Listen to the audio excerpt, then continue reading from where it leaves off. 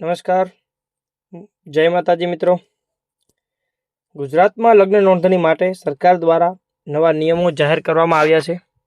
જો તમે લગ્ન કર્યા છે અથવા લગ્ન કરવા જઈ રહ્યા છો તો આ વિડીયો અંત સુધી જરૂર જુઓ, કારણ કે હવે ઘણા નવા દસ્તાવેજો ફરજિયાત બનાવવામાં આવ્યા છે। એક પણ નિયમ તમે ચૂકી જશો તો તમારી નોંધણી અટકી શકે છે।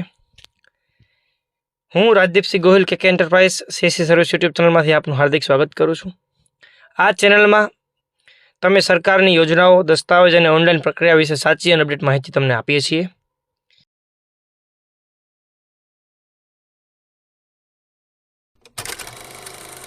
ચાલો હવે આપણે એક પછી એક તમામ નવા 17 જેટલા નવા નિયમો આવ્યા છે તે આપણે સમજીએ। લગ્ન નોંધણી માટેના નવા 17 નિયમો। નંબર 1 ઉપર છે, વર વધુ અને સાક્ષીઓના આધાર કાર્ડ ફરજિયાત રહેશે। નંબર 2, વર વધુનું જન્મનું પ્રમાણપત્ર અથવા શાળાનું લિવિંગ સર્ટિફિકેટ રજૂ કરવું પડશે। નંબર 3, લગ્ન કંકોત્રી અથવા આમંત્રણ પત્રિકા રજૂ કરવી પડશે, જે ફરજિયાત છે। નંબર 4, વર વધુના અલગ અલગ 2 પાસપોર્ટ સાઇઝના ફોટો આપવા પડશે। નંબર 5, લગ્ન વિધિ દર્શાવતો લગ્ન સમયના ફોટા રજૂ કરવી પડશે। જેમ કે તમારો કોઈ મહારાજ વિધિ કરાવતા હોય લગ્નની, તો તેનો ફોટોગ્રાફ તમારે રજૂ કરવાનો રહેશે। નંબર 6 ઉપર છે, સાક્ષીઓના તાજેતરના 2 પાસપોર્ટ સાઇઝના ફોટો ફરજિયાત રહેશે।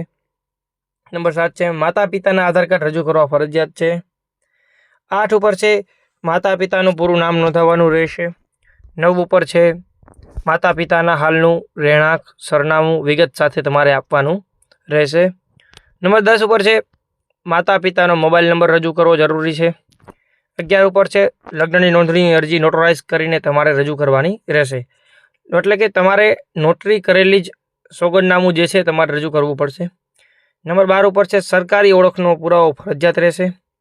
નંબર 13 ઉપર છે, લગ્ન નોંધણી સંબંધિત અરજી જે તે આસિસ્ટન્ટ રજિસ્ટ્રાર સમક્ષ રજૂ કરવાની રહેશે।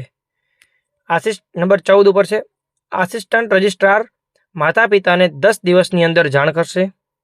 નંબર 15 ઉપર છે, લગ્ન નોંધણીની વિગતો ઓનલાઈન પોર્ટલ પર મૂકવામાં આવશે। લગ્ન નોંધણીનું પ્રમાણપત્ર લગ્ન કરનાર દંપતીને જ આપવામાં આવશે। રજિસ્ટ્રારને તમામ વિગતો ખાતરી થયા બાદ 30 દિવસ પછી તમને લગ્ન નોંધણી પૂર્ણ ગણાશે અને તેનું સર્ટિફિકેટ મળશે। એક મહત્વપૂર્ણ સૂચના છે, જો તમે લગ્ન નોંધણી કરવા માંગતા હો તો ઉપર જણાવેલા તમામ દસ્તાવેજો તમારે તૈયાર રાખવાના રહેશે। અપૂર્ણ દસ્તાવેજોના કારણે તમારી અરજી રદ પણ થઈ શકે છે। જો તમે આ માહિતી ઉપયોગી લાગી હોય તો તમે અમારી ચેનલને લાઇક કરજો, વિડીયોને લાઇક કરજો તથા તમારા મિત્રો અને સગા સંબંધીઓ સુધી વિડીયોને શેર કરજો। આવા જ અપડેટ માટે અમારી ચેનલને સબસ્ક્રાઇબ કરો અને બેલ આઇકનને દબાવજો। આભાર મિત્રો, ફરી મળીએ એક નવી ઉપયોગી માહિતી સાથે। જય માતાજી।